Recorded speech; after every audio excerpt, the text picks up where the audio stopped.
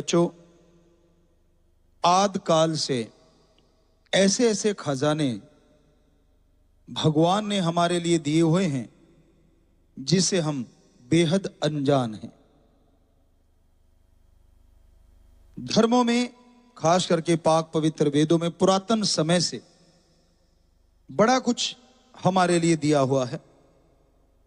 पीछे हमने चर्चा करी आप लोगों को कि अभी तक साइंटिस्ट लगे हुए हैं कि डीएनए को कैसे ठीक किया जाए, और अभी तक पहुंच नहीं पाए हैं। छोटी छोटी सफलताएं उनके हाथों में लग रही हैं। जैसे कुछ एक ऐसी चीजें आ गई हैं जो लगता है कि बिल्कुल नया है सब कुछ। बैक्टीरिया, वायरस की पहचान हो गई है जो 12,000 साल पहले हमारे पवित्र वेदों में दर्ज है। महाभारत काल में, रामायण काल में ऐसी ऐसी जड़ी बूटियों का जिक्र है। हालांकि पूर्णतः जिक्र नहीं है। हो सकता है कुछ लोग ऐसे आए जिन्होंने हमारे पुरातन ग्रंथों को मिटाने की कोशिश की, पर फिर भी उनमें यह लिखा हुआ जरूर मिलता है। ऐसे ऐसे लेप आते हैं, जैसे आपको जिक्र किया महाभारत का कि स्नेह लेप कह लो, शाम को लगाया और सुबह जख्म खत्म होता था। हड्डी टूटी, दिन में दी और अगले दिन हड्डी जुड़ी मिलती थी। ये मजाक लगता है? जी नहीं, 100% सच है। ऐसा था। हमने मेडिटेशन के द्वारा ये अनुभव किया है और हम कभी झूठ नहीं बोलते। ये आप तो सब जानते हैं। ये हकीकत है, ये सच है। ऐसा था और आज भी हो सकता है। कोई रिसर्च करता चाहिए, किसका दिमाग इधर लगना चाहिए। दिमाग लगा है विनाश की तरफ। एटम कैसे बनाएं, हाइड्रोजन, अणु, परमाणु, पता नहीं क्या क्या, वायरस तक बना दिए गए हैं खात्मे के लिए। काश कोई जीवाणु बना दिया जाता बीमारी के खात्मे के लिए। जो पवित्र वेदों में दर्ज है कि अगर हमारे डीएनए में वो जीवाणु जो कि मुंह से लिए जा सकते हैं, एक जगह जिक्र मिलता है, तो उससे दिमाग को शक्ति मिल सकती है। सीधे दिमाग को शक्ति आप दे दो जितनी मर्जी, दिमाग से आप अपने शरीर को ठीक नहीं कर सकते। पर डीएनए में अगर वो शक्ति चली जाए, डीएनए के वो सेल्स जो भी आप मानते हैं आज की भाषा में, अगर वो शक्ति चली जाए तो ये दिमाग को ठीक नहीं करेगा, पूरे शरीर को ठीक करके रख देगा। ये धर्मों में लिखा है, आयुर्वेदा में लिखा है। पढ़ने का नजरिया होना चाहिए, क्योंकि हम विज्ञान के स्टूडेंट रहे, नॉन मेडिकल के स्टूडेंट रहे, तो गुरुजी ने उसी भाषा में सिखाया कि उसी भाषा में पढ़ो, उसी नजरिए से पढ़ो धर्मों को। तो धर्म महाविज्ञान है, बहुत कुछ छुपा है उसमें। आज अच्छे पढ़े लिखे डॉक्टर, साइंटिस्ट ये तो मानते हैं कि अगर डीएनए ही ठीक कर दिया जाएगा तो फुल बॉडी ऑटोमेटिकली ठीक हो जाएगी। पर डीएनए ठीक होगा कैसे? पुरातन समय में ये विधियां थी। पुरातन समय में सब कुछ छुपा हुआ है। ऐसी ऐसी जड़ी बूटियां, ऐसे ऐसी भेद भरी चीजें थी जिनसे पूरे शरीर को ठीक कर दिया जाता था। आप दिलो दिमाग से हार गए। रामायण में एक जगह जिक्र मिलता है कि जब देखा कि रावण के बच्चे तो एक जैसे ही हैं और वो मरने का नाम ही नहीं ले रहे, तब पता चला वहां पढ़ने से कि वो सारे के सारे क्लोन हैं, जो कि मर तो जाते थे पर दूसरे जो आते थे वो हूबहू उन जैसे थे। तो इसलिए हनुमान जी ने और शायद सुग्रीव ने, अंगद ने श्री राम जी के सामने कहा कि जी आप युद्ध नहीं जीत सकते। राम जी मुस्कुराए। क्यों? कहते जी इनके बच्चों को मारते हैं, अगले दिन जिंदा होके आ जाते हैं। तो राम जी मुस्कुरा दिए। कहने लगे जी आप हंस रहे हो, हमसे ये काबू नहीं आ रहे। कहते रहे नहीं भाई, तूने जो मार दिए वो तो मर गए, ये जिंदा नहीं हो रहे, सारे एक जैसे हैं। छोटी सी बात है, लेकिन हमने उस पर रिसर्च किया तो पता चला कि रावण का एक वैद्य था, तो उनके मदद से रावण ने अपने 3 या 5 बेटे, जो उनके खुद के रियल बच्चे थे, उनके सेल लेके समुंदर की तलहटी में उनको पैदा किया था और 1 लाख बच्चा पैदा कर दिया था। तो सफल क्लोन ज्ञाता था वो, सफल क्लोन। आज चंद चीजें सीख के अहंकार मत करो, बहुत पीछे हो आप। गजब था, कमाल थी ये चीज, हमें पढ़ने में आई पर हर किसी की नहीं आती। अब जब रिसर्च करने लग जाओ तो फिर कहते हैं ना, बाल की खाल निकल आती है, और निकलती है, हकीकत है ये। कई बार बाल को खींचो, ऊपर वाला हिस्सा निकल जाता है, नीचे वाला रह जाता है। तो क्योंकि बाल की भी लेयर होती है, चमड़ी की भी लेयर होती है, तो उसी तरह ज्ञान की भी बहुत सारी लेयर हैं। कौन किस लेयर तक पहुंचता है, ये अपनी अपनी एक शक्ति कह लो, जो मर्जी कह लो, कि ऐसी ऐसी ताकत आदमी के अंदर होती है कि वो एक जगह तक जाके रुक जाता है, स्टेमिना उसका इतना ही होता है। लेकिन गुरुजी ने आशीर्वाद दिया तो हम उसकी तह तक जाया करते थे, और जाते हैं आज भी, और देखा है। तो आज जरूरत है, बेहद जरूरत है, कोई उस डीएनए को फिर से ठीक कर दे। तभी ये नशे रूपी दानव का खात्मा होगा, तभी बीमारियों का खात्मा होगा। लेकिन हमें लॉस एंजलिस से एक सज्जन मिले थे मुंबई में। वो कहने लगे गुरुजी कि वहां पे एक साइंटिस्ट ने डीएनए के इलाज की तरफ 70% कामयाबी हासिल या 90% कामयाबी हासिल कर ली थी। लेकिन जब पता चला कि वो ये अपना शोध दुनिया के सामने लाएगा तो उसको दबा दिया गया हर तरीके से, धन से, जोर से, प्रभाव से। कि क्यों दबा दिया गया? उसकी वजह थी कि अगर कोई डीएनए ही ठीक करने लग जाएगा तो बेचारे बहुत सारे डॉक्टर बेरोजगार हो जाएंगे, बहुत सारी दवाइयों की फैक्ट्रियां बंद हो जाएंगी, अब पूरी दुनिया में एक नई क्रांति नहीं आ जाएगी अगर सिर्फ डीएनए का सुपर स्पेशलिस्ट आ गया तो। अब डीएनए ठीक हुआ, डॉक्टर जानते हैं, ऑटोमेटिकली बाकी सारी चीज ठीक हो जाएगी। तो ये धर्मों में दिया हुआ है, हकीकत है, वास्तविकता है। तो धर्म महाविज्ञान हम इसलिए कहते हैं। अभी पीछे एक डॉक्टर साहब ने हमें बताया कि 1600 कुछ में शायद बैक्टीरिया और 1850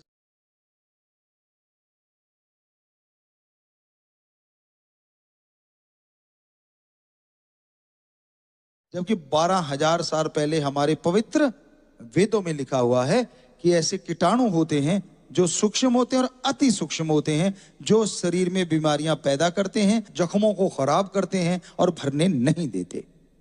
पर उनके साथ ये भी था कि ऐसे जीवाणु डोज में दिए जाते हैं जिनसे वो बैक्टीरिया वायरस मर जाते हैं और जीवाणु हावी हो जाते हैं और शरीर पुनः जीवित हो जाता है, यानी शरीर में पुनः ताकत आ जाती है।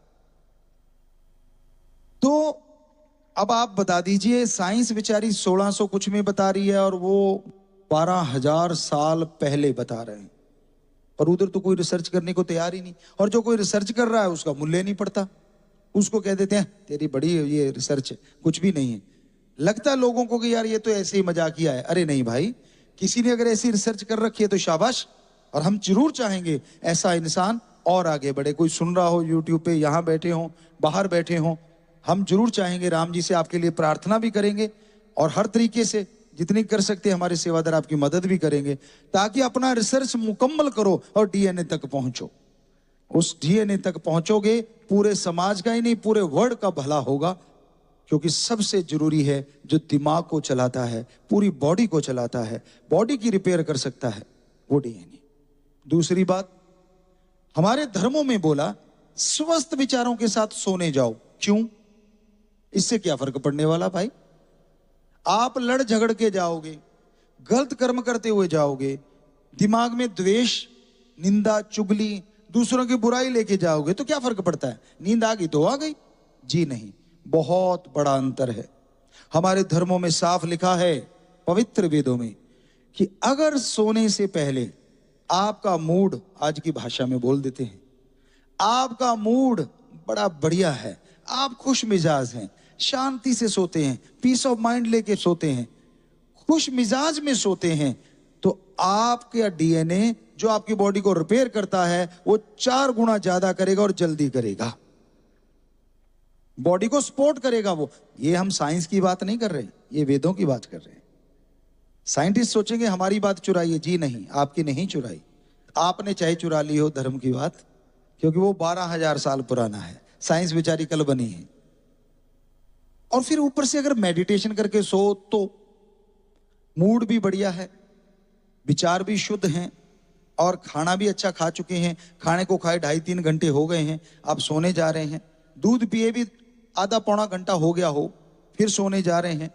और राम का नाम, मेथड ऑफ मेडिटेशन, गुरु मंत्रा, कलमा, नाम शब्द, अलग अलग धर्मों में जो शब्द हैं उनका अभ्यास करते करते अगर आप सो जाते हैं तो यकीन मानो वो जो 4 गुना है वो 8 गुना भी हो सकता है।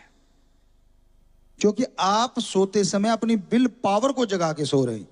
सिर्फ अब चेतन मन नहीं है, आपका विल पावर उसके साथ लग के आपकी बॉडी की रिपेयर करने में ज्यादा तेजी से और जबरदस्त तरीके से मदद करेगा। हमारे धर्मों में लिखा है कि पत्ते, उस समय पुरातन है, सब्जियां का नाम नहीं आता, पत्ते को उबाल के, पत्तेदार सब्जियां भी उसी में आ गई, जो हरे रंग के पाए जाते हैं ज्यादातर, सारे पत्ते नहीं, कुछ एक पत्ते अलग तरह के, आज की भाषा में बोले तो पालक है या ऐसी चीजें, उनको लोहे की कढ़ाई में अगर थोड़ा सा और कर लो, उबाल लो, आप उनको खाओगे तो आपके लिए बहुत फायदेमंद होगा। आपका शरीर लड़ने की क्षमता और ज्यादा हासिल कर लेगा। तो अब तो वैज्ञानिक भी कहते हैं कि हाँ, जो पालक है रेड ब्लड सेल को सपोर्ट करता है, और अगर लोहे की कढ़ाई में तो नेचुरली उधर से भी कुछ ना कुछ आयरन आएगा और आप शक्तिशाली होते जाएंगे, लड़ने की शक्तियां और अच्छी होंगी। रेड ब्लड सेल जो टूटते हैं और बनते हैं वो अच्छे बनेंगे, जो नए बनेंगे। तो बताइए धर्मों ने गलत क्या कहा था? भाषा का थोड़ा फर्क पड़ता है। आप कभी नहीं मानते थे, पहले बड़े बड़े साइंटिस्ट नहीं मानते थे, आज से मान लो 50 साल पहले, कि यार ये जो महाभारत में संजय ने दिखाया था आंखों देखा हाल, ये झूठ था। आज तो आप सारे मानते हो ना। ये देख लो, पूरा वर्ल्ड जुड़ा हुआ है, सामने सामने पूरी दुनिया जुड़ी हुई है, और इधर से हम बोल रहे हैं, उनको सुन रहा है, वो बोलेंगे थोड़ी देर बाद हमें सुनेगा, तो हो गया ना आंखों देखा हाल। तो क्या आप मानते हो आपके पूर्वज मतलब साइंस की जानकारी नहीं रखते थे? आप ही अकेले जन्मे हो? अरे आपसे पहले साइंस चरम सीमा पे थी हमारे देश में, तभी पूरा वर्ल्ड सीखने आता था इस देश में। आज गुम कर दी है तो आपके ऐसे कर्मों ने जो नहीं करने चाहिए। आप अहंकार में डूबे हैं, आप नशे में डूबे हैं, और कुछ लोग तो दूसरों को मार के ये सोचते हैं कि मैंने पता नहीं कौन सा तीर मार दिया। अरे लानत, जवानी काम में तो आती, अगर किसी का नशा छुड़वा देता, किसी के होते घर बर्बाद को आबाद कर देता, तो मान लेते कि तूने अच्छा काम किया। समाज को डराना, समाज को भयभीत करना, ये हमारे धर्मों में राक्षसों का काम हो सकता है, इंसान का नहीं। यही सच्चाई है, धर्मों की सच्चाई बोल रहे हैं। तो अपनी जवानी को अच्छे कामों में लगाओ बच्चों, किसी का भला करो। अरे रोड पे कोई ऐसा दिव्यांग जिसको दिखता नहीं है वो खड़ा है, उंगली पकड़ के रोड पार करवा दो, ये आपका दान महादान के समान है। अरे कोई रोड पे तड़पते हुए का इलाज करवा दो, उठा के ले जाओ हॉस्पिटल में, ये अच्छा दान है। ना कि यहाँ पहले ही महल बने हुए, वहां पैसा चढ़ाया, माथा टेका कि मैंने तो दान कर दिया। इसका फल मिले ना मिले हमें नहीं पता, पर उसका फल ना मिले हम आपको गारंटी देते हैं। किसी बीमार का इलाज करवा दो, भूखे को खाना खिला दो, चाहे वो पशु पक्षी परिंदा आदमी क्यों ना हो, जरूर मिलेगा फल। पैसा अगर आपके पास ज्यादा है, बजाय किसी के चढ़ाने के घर में रखो और जरूरतमंद की मदद कर दो। उसी टाइम अगर आपको आत्मिक संतुष्टि ना मिले तो कह देना। जब उसके चेहरे पे एक शांति देखोगे, अरे रोते चेहरे पे जब मुस्कुराहट आ जाएगी, आपकी आत्मा को उसकी दुआ जरूर काम कर जाएगी। जरूर आपके अंदर भी एक असीम शांति का एहसास होगा, एक खुशी महसूस होगी। हमने आजमाया है, हमारे करोड़ों बच्चों ने आजमाया, तो हम इतने दावे से कह रहे हैं कि हाँ ऐसा होता है। तो बताइए हमारे धर्मों में कहां गलत लिखा है? कोई जात मजहब धर्म ने नहीं बनाया, नाम पढ़ते गए, भाषाएं बदलती गई, आदमी सीखने के ललक में नई नई भाषाएं बनाता गया, और उन भाषाओं में ऐसे संत आते गए जिन्होंने रिसर्च करता आते गए, जिन्होंने उस भाषा में कुछ लिख दिया, तो वो उस धर्म का नाम हो गया। लेकिन जात पात कहीं नहीं बनी। कईयों ने कहा गुरुजी पवित्र वेदों में जात बनाई हुई है, ऊंच नीच बनाया हुआ है। जी नहीं, ऐसा कुछ भी नहीं है। हमारे धर्मों में खास करके पाक पवित्र वेदों की बात अगर आप कहते हो कि भाई उन्होंने ऊंच नीच बनाया, जी नहीं, उन्होंने क्या बनाया? वर्ण, वर्ण बनाए। जन्म से किसी की जात नहीं, कर्म से उन्होंने नाम रखा कि जो आदमी मरे पशुओं को खींच के ले जाता है, उनका चमड़ा उतारता है, जुतियां वगैरह बनाता है, तो उसका नाम एक अलग रख दिया गया, वर्ण अलग है। उनमें से कोई दुकानदारी करता है तो उसका नाम एक अलग रख दिया गया। उनमें से अगर कोई योद्धा शूरवीर पैदा होता है तो उसका नाम अलग रख दिया गया। उनमें से अगर कोई ज्ञान रखता है, ज्ञानवान है, समाज को ज्ञान देता, तो उसका नाम एक अलग रख दिया। कोई नहीं बताया कौन बड़ा कोई कौन छोटा, सिर्फ 4 वर्ण, ये नहीं लिखा ये छोटा है ये बड़ा, ऐसा कुछ नहीं। आगे क्या लिखा कि जो पशुओं का चमड़ा उतारता है, उनकी जुतियां बनाता, अगर वो ज्ञान सीख के ज्ञान बताने लग गया समाज को, तो वो उस दर्जे में आ जाएगा जो ज्ञानवान का दर्जा है। और ज्ञानवान अगर चमड़ा उतारने लग गया तो उस दर्जे में आ जाएगा जो चमड़ा उतारने वाले का नाम रखा था, वर्ण रखा था। तो बताइए कैसे हो गया? दूसरी बात, जन्म लेते ही बच्चों को, सभी धर्म जात पात के बच्चों को एक जगह लिटा दो, हम चैलेंज करते हैं, कोई भी बुद्धिजीवी देख के बता देगा कौन सा बच्चा किस धर्म का है? जन्म लेते ही नग्न पड़े हो, एक जैसा रंग हो, नहीं बता सकते ना आप। ये जरूर बता दो ये विदेशी है, क्योंकि नाक नैन नक्श से थोड़ा बता सकते हो, पर इंडियन वाले अगर सारे एक जैसे पड़े हो तो नहीं बता पाओगे। क्यों? क्योंकि बड़े वाला ताज लगा के पैदा नहीं होता, छोटे के पूंछ नहीं लगी होती। राम ने एक जैसे बनाए हैं सबको। क्या ब्लड ग्रुप सेम हो, इस देश वालों का दूसरे देशों के खून नहीं चढ़ेगा? चढ़ेगा। क्या छोटे वाले का बड़े के खून लगेगा कि नहीं? तब तो दौड़ के लगाते हो, रिक्शे वाले को दे दो यार इसकी 2 बोतलें खून की ले लेते हैं, तब तो नहीं देखते छोटा बड़ा। तो ये आपके बनाए हुए चोचले हैं, बनाए हुए ढोंग हैं। धर्मों में इसकी कोई जगह नहीं है। हम सब एक हैं और हमारा मालिक एक है। ये है धर्मों का संदेश, ये है धर्मों का संदेश। हमारी जात इंसानियत है, मानवता है, बस। पशु की जात पशुपन है, पक्षियों की जात पक्षी है, बाकी वनस्पति की पेड़ पौधे जड़ी बूटियां ये उनकी जात है, कीड़े मकोड़े ये उनकी जात है। तो उसी तरह आप कई तरह के पशु घूम रहे हो तो आप क्या नाम बोलोगे अलग अलग? चिड़ियाघर में चले गए, मान लो वहां 10-15 तरह के पशु घूम रहे हैं, तो आपने इकट्ठे घूमते देखे, क्या बोलोगे? यार पशु घूम रहे हैं, ये तो नहीं कहोगे सियार है, मिर्ग है, फलां घूम रहे हैं, कभी नहीं। और सोचो, मनोदशा देखो आदमी की। माइक दे देते हैं, सबको आप संबोधित करो, कैसे करोगे? मेरे भाइयों, मेरे बुजुर्गों, मेरे बच्चों। अरे ये क्यों नहीं कहा मेरे हिंदू भाइयों, मेरे मुसलमान भाइयों? नहीं, तब तो नहीं बोलते आप, तब तो सारे ही आपके भाई हैं, सारे बुजुर्ग हैं, सारे बच्चे हैं। बाद में क्या गड़बड़ हो जाती है भाई? तो ये सच है, हम सब एक हैं और हमारा मालिक एक है। क्या पानी के नाम पे कोई लड़ता है? पानी को किसी ने जल कहा हो, वाटर, वाशर, आब, नीलू, नीरू, कोई बोला हो यार मेरे पानी को आब कैसे कह दिया? कभी झगड़ा हुआ? नहीं होता। लोगों से पूछा क्यों नहीं लड़ते? कहते जी हम समझदार हैं। कैसी समझदारी भाई? कहते हमें पता है तो पानी, आप कह दिया तो क्या फर्क पड़ता है? अरे पानी का नाम बदलने से आप लड़ते नहीं, तो भगवान का नाम बदलने से क्यों लड़ते हो? ये बताओ। आदमी का नाम बदलने से क्यों लड़ते हो? इसका नाम राम है, उसका नाम रहीम है, इसका नाम सिंह है, उसका नाम कुछ और है, तो क्या हो गया? नाम रख दिया अलग अलग, क्या हो गया? पहनावा अलग अलग हो गया, अंदर का मटेरियल तो सेम है। थोड़ा फर्क हो सकता है, वो आपके खान पान की वजह से थोड़ा फर्क हो सकता है। तो भाई वहीं पे आते हैं, यहां से चले थे कि हमारे धर्मों में ज्ञान का स्रोत जबरदस्त है, बस कोई ज्ञान लेने वाला चाहिए। हमने रूहानियत का, मेडिटेशन का ज्ञान लिया, उसमें से इतना ज्ञान आया कि हर चीज का उसमें से नॉलेज निकल के बाहर आ गया।